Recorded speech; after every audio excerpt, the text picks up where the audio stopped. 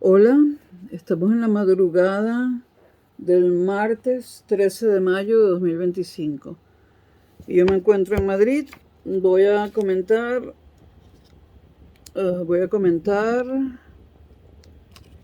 em, voy a comenzar comentando el parágrafo número 3 del malestar en la cultura de Freud. Continuando así el video anterior donde comenté los parágrafos 1 y 2. Bueno.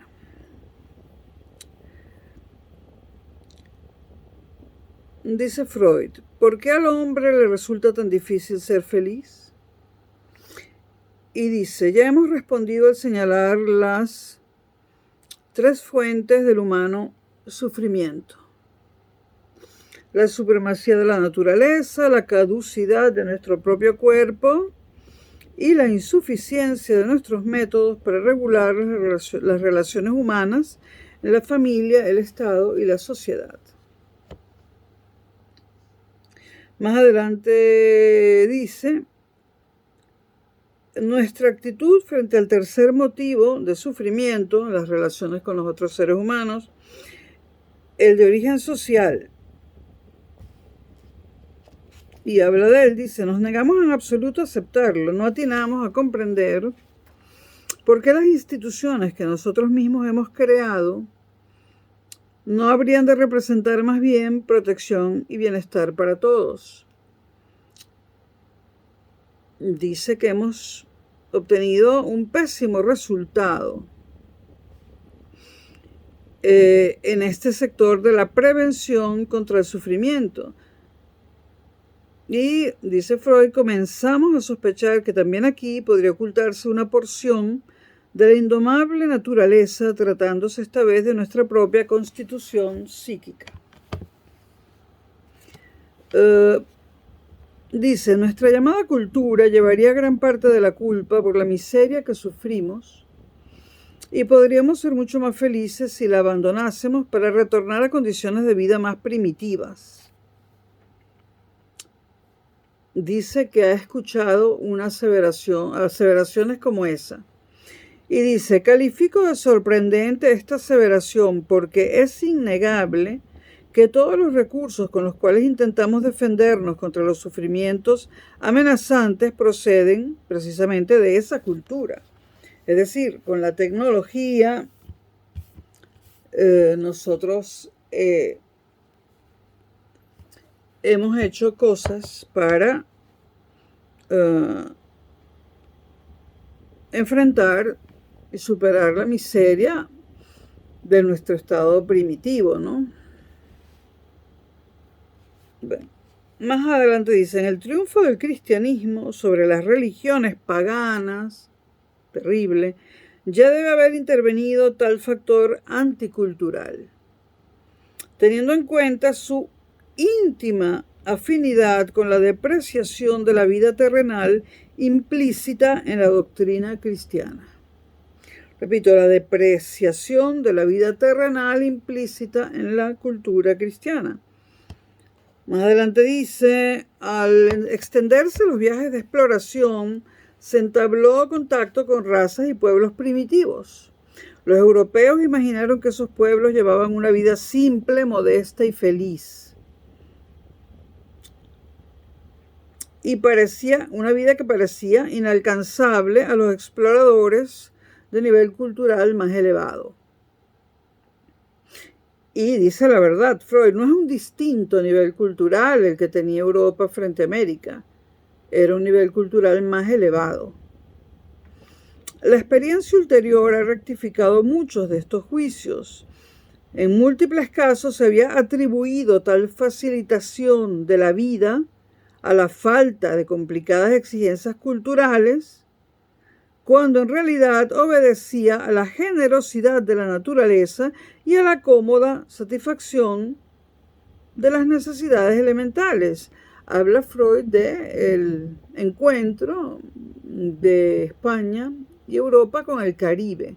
El Caribe no tenía las dificultades de Europa, el invierno y otras cuantas cosas, y por eso no le hicieron falta a los caribeños precolombinos construir una cultura complicada. No es que ellos supiesen ser más felices que nosotros, es que lo tuvieron más fácil.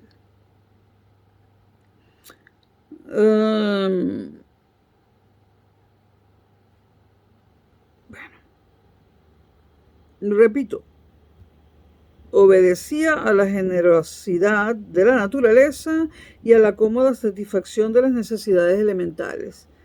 La última de aquellas motivaciones históricas se produjo cuando el hombre aprendió a comprender el mecanismo de las neurosis, que amenazan socavar el exiguo resto de felicidad accesible a la humanidad civilizada. El ser humano cae en la neurosis porque no logra soportar el grado de frustración que le impone la sociedad en aras de sus ideales de cultura. Más adelante dice, en el curso de las últimas generaciones, la humanidad ha realizado extraordinarios progresos en las ciencias naturales y en su aplicación técnica, afianzando en medida otrora inconcebible su dominio sobre la naturaleza. Recordemos que esto está escrito hace 95 años, casi un siglo. El hombre se enorgullece con razón de tales conquistas, pero comienza a sospechar que este recién adquirido dominio del espacio y del tiempo no ha elevado la satisfacción placentera que exige de la vida. No le ha hecho en su sentir más feliz. Mucho más adelante, dice Freud, parece indudable, pues, que no nos sentimos muy cómodos en nuestra actual cultura. Habla de hace un siglo más o menos, pero estas observaciones son aplicables a hoy en día, ¿no? Porque digamos que la condición humana sigue siendo la misma y eso hace que la obra de Freud no pierda vigencia, ¿no? Más adelante dice, la felicidad es algo profundamente subjetivo, algo que debería parecernos obvio. Y más abajo dice, ante situaciones de máximo sufrimiento también se ponen en funcionamiento determinados mecanismos psíquicos de protección. Es hora de que nos dediquemos a la esencia de esta cultura, cuyo valor para la felicidad humana se ha puesto tan en duda. Y entonces pasa más adelante a definir, entre comillas, definir el término cultura, que lo coloca en itálicas en la obra. Dice, el término cultura, esto es para efectos de este libro, ¿no?, designa la suma de las producciones e instituciones que distancian nuestra vida de la de nuestros antecesores animales y que sirven a dos fines: proteger al hombre contra la naturaleza y regular las relaciones de los hombres entre sí. Ese es el concepto, por decirlo así, de cultura con el que estamos jugando en este texto de Freud. Más adelante, aceptamos como culturales todas las actividades y los bienes útiles para el hombre, a poner la tierra a su servicio, a protegerlo contra la fuerza de los elementos, etc. Yo voy saltando cosas, pero no lo quiero estar diciendo continuamente, ¿no? Consignaremos como primeros actos culturales el empleo de herramientas. Esto me recuerda a la película 2001, Odisea del Espacio, de Stanley Kubrick, el comienzo de la película. Sigo. Consignemos como primeros actos culturales el empleo de herramientas, la dominación del fuego y la construcción de habitaciones. Supongo que se refiere a viviendas en general. Entre ellos, la conquista del fuego se destaca como una hazaña excepcional y sin precedentes. En este libro ahí está el texto de Freud, La conquista del fuego, o sobre la conquista del fuego, sobre el que no voy a incidir, porque no hay tiempo. No sé cómo se llama. este texto sobre la conquista del fuego. Es un texto breve, muy breve, pero no voy a incidir sobre él. Bueno, con las herramientas el hombre perfecciona sus órganos, tanto los motores como los sensoriales, o elimina las barreras que se oponen a su acción. Las máquinas le suministran gigantescas fuerzas que puede dirigir, como sus músculos, en cualquier dirección. Gracias al navío y al avión, ni el agua ni el aire consiguen limitar sus movimientos. Con la lente corrige los defectos de su cristalino y con el telescopio contempla las más remotas lejanías. Merced al microscopio, supera los límites de lo visible impuestos por la estructura de su retina. Con la cámara fotográfica ha creado un instrumento que fija las impresiones ópticas fugaces, servicio que el fotógrafo le rinde con las no menos fugaces impresiones auditivas, constituyendo ambos instrumentos, materializaciones de su innata facultad de recordar, es decir, de su memoria. Con ayuda del teléfono, oye a distancias. La escritura, recalca Freud, es originalmente el lenguaje del ausente. La vivienda, un sucedáneo del vientre materno. Primera morada cuya nostalgia quizá aún persista en nosotros, donde estábamos tan seguros y nos sentíamos tan a gusto. Bueno, yo no recuerdo sinceramente si me sentía a gusto allí, pero bueno. Sigue Freud. Diríase que es un cuento de hadas esta realización de todos o casi todos sus deseos fabulosos, los del hombre, lograda por el hombre con su ciencia y su técnica en esta tierra que lo vio aparecer por primera vez como débil animal y a la que cada nuevo individuo de su especie vuelve a ingresar como lactante inerme. Todos estos bienes el hombre puede considerarlos como conquistas de la cultura.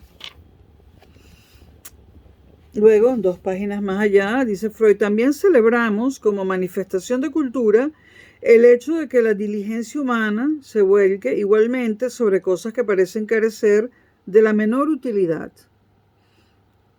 como por ejemplo la ornamentación floral de los espacios libres urbanos,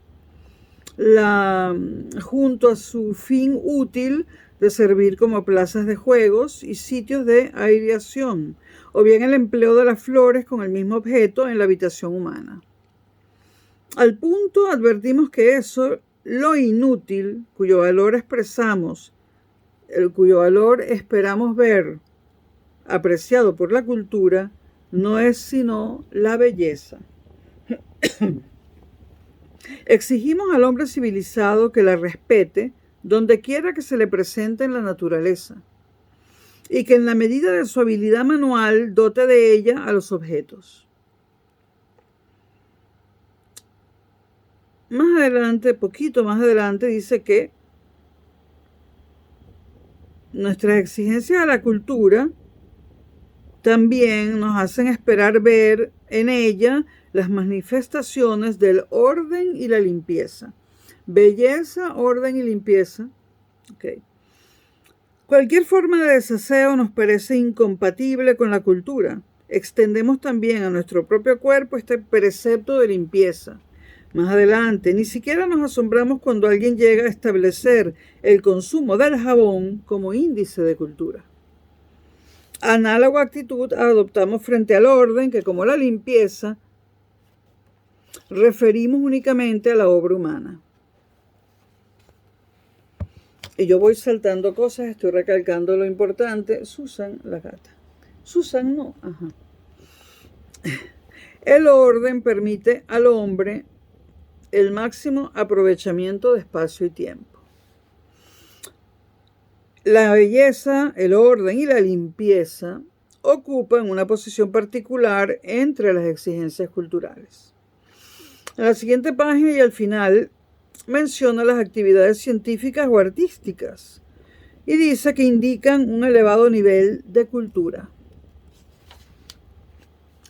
Como último, pero no menos importante, nos dice Freud, rasgo característico de una cultura, debemos considerar la forma en que son reguladas las relaciones de los hombres entre sí.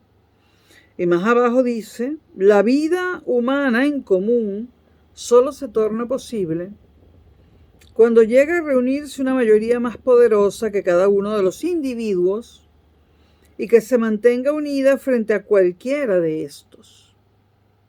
El poderío de tal comunidad se enfrenta entonces como derecho entre comillas y con D mayúscula, con el poderío del individuo que se tacha de, entre comillas, fuerza bruta. Tenemos el derecho como expresión colectiva y el individuo como fuerza bruta. Recalca Freud, esta sustitución del poderío individual por el de la comunidad representa el paso decisivo hacia la cultura. Su carácter esencial reside en que los miembros de la comunidad restringen sus posibilidades de satisfacción, mientras que el individuo aislado no reconocía semejantes restricciones. Y súper recalca Freud, el primer requisito cultural es el de la justicia.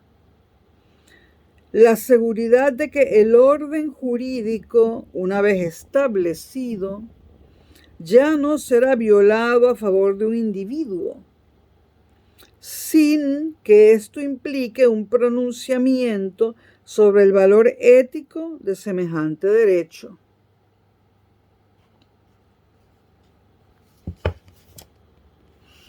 La justicia. Acota Freud que es un derecho al que todos han contribuido con el sacrificio de sus instintos y que no puede dejar a ninguno a merced de la fuerza bruta que él identifica con el individuo. Recalca o superrecalca Freud, la libertad individual no es un bien de la cultura, pues era máxima antes de toda cultura, aunque entonces carecía de valor porque el individuo apenas era capaz de defenderla. Por lo tanto, la libertad individual es constitutiva del hombre antes de toda cultura para Freud. Y aquí entra en sintonía con el liberalismo, ¿no? Y no precisamente con el marxismo. Sigue diciendo Freud, el desarrollo cultural le impone restricciones y la justicia exige que nadie escape de ellas o a ellas. Cuando en una comunidad humana se agita el ímpetu libertario, puede tratarse de una rebelión contra alguna injusticia establecida, favoreciendo así un nuevo progreso de la cultura y no dejando, por tanto, de ser compatible con esta. Pero también puede surgir del resto de la personalidad primitiva que aún no ha sido dominado por la cultura, constituyendo entonces el fundamento de una hostilidad contra la misma. Aquí habla Freud de cuando en una comunidad, como dice él, se agita el ímpetu libertario, es decir, una revolución, por ejemplo. Puede ser debida a una injusticia establecida, pero también puede deberse a que lo primitivo que hay en los individuos de esa comunidad no fue superado aún por la cultura. Bueno, el anhelo de libertad se dirige contra determinadas formas y exigencias de la cultura o bien contra esta en general. Seguramente jamás dejará de defender su pretensión de libertad individual contra la voluntad de la masa. Ojalá fuese así. Buena parte de las luchas en el seno de la humanidad giran alrededor del fin único de hallar un equilibrio adecuado, es decir, que dé felicidad a todos, entre estas reivindicaciones individuales y las colectivas. Uno de los problemas del destino humano es el de si este equilibrio puede ser alcanzado en determinada cultura o si el conflicto en sí es inconciliable. Al final de esa página dice, hemos comprobado que el orden y la limpieza son preceptos esenciales de la cultura, por más que su necesidad vital no salte precisamente a los ojos. Como tampoco es evidente su aptitud para proporcionar placer.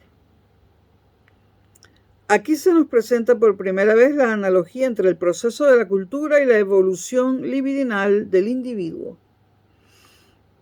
Dice Freud, otros instintos son obligados a desplazar las condiciones de su satisfacción, a perseguirla por distintos caminos, proceso que en la mayoría de los casos coincide con el bien conocido mecanismo de la sublimación de los fines instintivos, ¿no? La sublimación de los instintos, dice Freud, constituye un elemento cultural sobresaliente, pues gracias a ella las actividades psíquicas superiores, tanto científicas como artísticas e ideológicas, pueden desempeñar un papel muy importante en la vida de los pueblos civilizados. Aquí, como ven, establece Freud que las actividades psíquicas, como el arte, la ciencia e incluso las ideologías, son actividades psíquicas superiores. Más abajo dice, es forzoso reconocer la medida en que la cultura reposa sobre la renuncia a las satisfacciones instintuales. ¿Hasta qué punto su condición previa radica precisamente en la insatisfacción de instintos poderosos? Es decir, la cultura paga el precio de existir porque dejamos de satisfacer en alguna medida instintos poderosos. Esta frustración cultural, como la llama Freud, rige el vasto dominio de las relaciones sociales entre los seres humanos. Y ya sabemos que en ella reside la causa de la hostilidad opuesta a toda cultura. Al final de esa página, dice Freud, no es fácil comprender cómo se puede sustraer un instinto a su satisfacción. Propósito que, por otra parte, no está nada libre de peligros, pues si no se compensa económicamente tal defraudación, habrá que atenerse a graves trastornos. Y termina el parágrafo 3, Freud, diciendo, ¿a qué factores debe su origen la evolución de la cultura? ¿Cómo surgió y qué determinó su derrotero ulterior? Y de ello se ocupa en el parágrafo 4, que lo voy a incluir en este video. Comienza el parágrafo 4 diciendo, he aquí una tarea exorbitante ante la que bien podemos confesar nuestro apocamiento. Veamos, pues, lo poco que de ella logré entrever. El hombre primitivo, después de haber descubierto que estaba literalmente en sus manos mejorar su destino en la tierra por medio del trabajo, ya no pudo considerar con indiferencia el hecho de que el prójimo trabajara con él o contra él. Sus semejantes adquirieron entonces a sus ojos la significación de colaboradores con quienes resultaba útil vivir en comunidad. Aún antes, en su prehistoria antropoidea, había adoptado el hábito de constituir familias, de modo que los miembros de estas probablemente fueran sus primeros auxiliares. Y continúa Freud. Es de suponer que la constitución de la familia estuvo vinculada a cierta evolución sufrida por la necesidad de satisfacción genital. Vamos a repetirlo. Freud dice que la constitución de la familia estuvo vinculada a cierta evolución sufrida por la necesidad de satisfacción genital. Bueno, esto es obvio. Esta, en lugar de presentarse como un huésped ocasional que de pronto se instala en casa de uno para no dar por mucho tiempo señales de vida después de su partida, se convirtió por el contrario en un inquilino permanente del individuo. ¿Qué está diciendo Freud aquí? Que en un principio, en el hombre primitivo, el instinto sexual era episódico. Aparecía y Se satisfacía y desaparecía por mucho tiempo hasta que volvía a aparecer, pero en un momento dado ese instinto de satisfacción genital se convirtió en un instinto permanente que reforzó el hecho de formar familias. Bueno, el macho tuvo motivos para conservar junto a sí a la hembra, dice Freud, o en términos más genéricos, a los objetos sexuales. Y las hembras, por su parte, no queriendo separarse de su prole inerme, también se vieron obligadas a permanecer en interés de ésta junto al macho más fuerte. Al final de esta página, Freud dice: el reconocimiento del amor como uno de los fundamentos de la cultura, y dice que esto, el reconocimiento del amor como uno de los fundamentos de la cultura, nos va a apartar del tema que está tratando para tratar precisamente esto del reconocimiento del amor. Más adelante dice: cuando señalamos la experiencia de que el amor sexual, y entre paréntesis coloca genital, ofrece al hombre las más intensas vivencias placenteras, estableciendo en suma el prototipo de toda felicidad, dijimos que aquella debía haberle inducido a seguir buscando en el terreno de las relaciones sexuales todas las satisfacciones que permite la vida.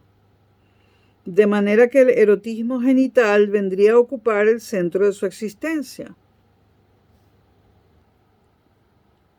Prosigue Freud. Agregamos que tal camino conduce a una peligrosa dependencia frente a una parte del mundo exterior, frente al objeto amado que se elige, exponiéndolo así a experimentar los mayores sufrimientos cuando este objeto lo desprecie o cuando se lo arrebate la infidelidad o la muerte. Lo de la muerte duele menos. Si muere el ser amado, el sufrimiento es mínimo comparado a que te deje. Y si te deja por otra persona, sufres más todavía. Bueno, he aquí por qué los sabios de todos los tiempos trataron de disuadir tan insistentemente a los hombres de la elección de este camino que, sin embargo, conservó todo su atractivo para gran número de seres. El camino de la búsqueda de placer sexual. Gracias a su constitución, una pequeña minoría de estos, de las personas, de los seres,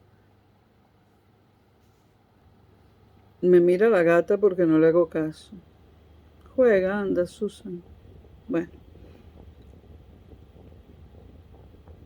Repito, gracias a su constitución, una pequeña minoría de los seres logra hallar la felicidad por la vía del amor, mas para ello debe someter la función erótica a vastas e imprescindibles modificaciones psíquicas. Estas personas se independizan del consentimiento del objeto, desplazando a la propia acción de amar el acento que primitivamente reposaba en la experiencia de ser amado. De tal manera que se protegen contra la pérdida del objeto, dirigiendo su amor en igual medida a todos los seres en vez de volcarlo sobre objetos determinados. Por fin, evitan las peripecias y defraudaciones del amor genital. Él insiste en el amor genital, ¿no? Lo que ha llevado a muchas malinterpretaciones de la obra de Freud, ¿no? Y a acusarlo de muchas cosas. Entonces, evitan las peripecias, algunas personas, pocas, ¿no? Según él, y defraudaciones del amor genital, desviándolo de su fin sexual, es decir, transformando el instinto en un impulso coartado en su fin. El estado en que de tal manera logran colocarse esa actitud de ternura etérea e imperturbable, ya no conserva gran semejanza exterior con la agitada y tempestuosa vida amorosa genital de la cual se han derivado. Y entonces coloca el ejemplo de San Francisco de Asís, que no voy a leer todo el ejemplo, pero voy a leer algunas cosas. Hay una película, ¿no? Una película que yo vi en la adolescencia. Hermano Sol, Hermana Luna, donde relatan la vida de San Francisco de Asís, de quien tomó el nombre el Papa recién fallecido, ¿no? Bueno, leo solamente algunos extractos. Al amor universal por la humanidad y por el mundo, el amor universal por la humanidad y por el mundo es la actitud más excelsa a que puede elevarse el ser humano. Y supuestamente es lo que hizo San Francisco de Asís, o Francisco de Asís.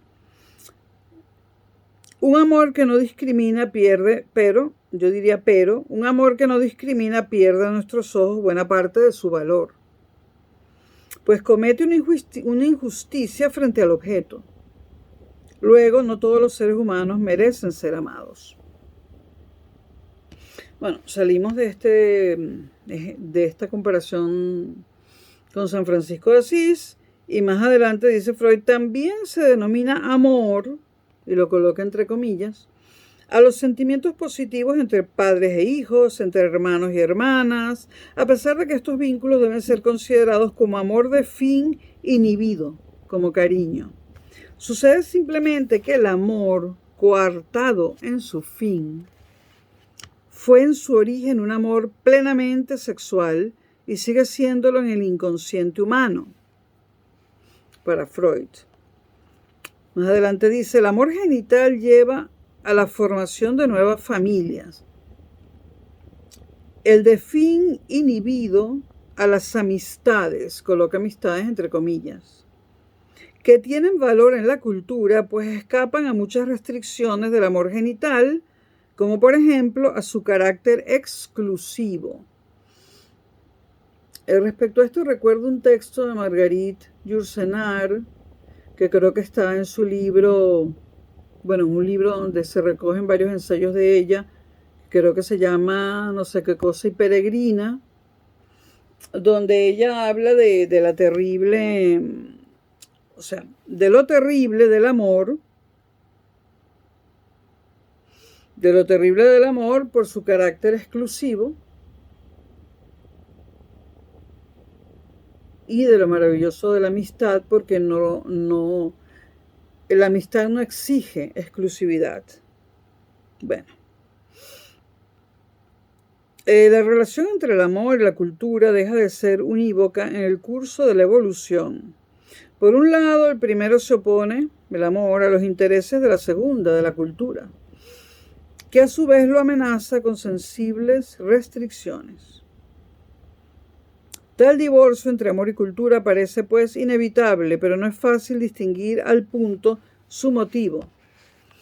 En la siguiente página, y saltándome una parte, dice Freud, la siguiente discordia es causada por las mujeres. Claro, este tipo de cosas ha hecho que para las feministas y para otras mujeres en general, para muchas mujeres en general, Freud resulta antipático. Lo que pasa es que yo no lo leo desde un punto de vista personal, o mejor dicho, yo no lo leo desde un yo femenino, yo lo leo simplemente desde un yo, desde mi yo. Por otra parte, no sé si hay un yo femenino y un yo masculino, pero bueno, la siguiente discordia es causada por las mujeres, que no tardan en oponerse a la corriente cultural, ejerciendo su influencia dilatoria y conservadora. Bueno, esto escrito hace un siglo. Sin embargo, son estas mismas mujeres las que originalmente establecieron el fundamento de la cultura con las exigencias de su amor. Las mujeres representan los intereses de la familia y de la vida sexual. Dice Freud, la obra cultural, en cambio, se convierte cada vez más en tarea masculina. Horror, ¿no? Bueno, imponiendo a los hombres dificultades crecientes y obligándoles a sublimar sus instintos. Y enfatiza Freud, sublimación que para las mujeres están escasamente dotadas. Es decir, que estamos escasamente dotadas para sublimar, para ser capaces de la sublimación de nuestros instintos. Yo creo que es al revés en todo caso, ¿no? Pero bueno. Sigue Freud. Dado que el hombre no dispone de energía psíquica en cantidades ilimitadas, se ve obligado a cumplir sus tareas mediante una adecuada distribución de la libido. La parte que consume para fines culturales la sustrae sobre todo a la mujer y a la vida sexual. Bueno, en aquella época, hace un siglo, la mujer feliz de que fuera limitada la libido del hombre, porque esos matrimonios no eran por deseo sexual. Esos matrimonios no eran porque había química. Y en general hoy en día tampoco lo son. Entonces, las exigencias sexuales del macho debían haber sido un fastidio para las mujeres, ¿no? Entonces, repito, Freud dice que la energía psíquica es limitada, ¿no? Y como el hombre se tiene que ocupar de la cultura, es decir, de lo que hace unos minutos